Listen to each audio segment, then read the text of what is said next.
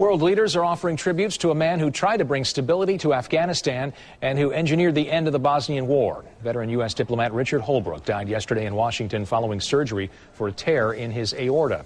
ABC's John Hendren shows us what he meant to stability in Afghanistan. Those who knew him say Richard Holbrooke's death leaves a gaping hole that will be daunting to fill. He was best known as the architect of the Dayton Peace Accords that ended a bloody ethnic war in Bosnia. On paper, we have peace.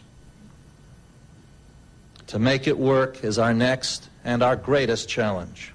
As President Obama's special envoy to Afghanistan and Pakistan, he was famously blunt.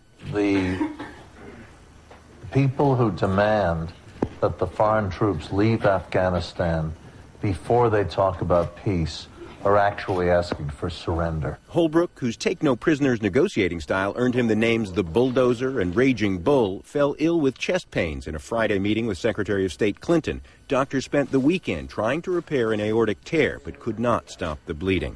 Diplomats often get glowing tributes on their death, but Holbrooke seemed unusually heartfelt.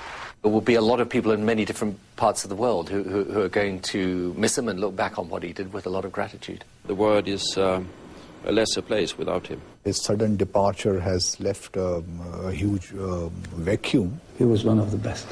Just hours before his death, the president said, America is more secure and the world is a safer place because of the work of Ambassador Richard Holbrooke.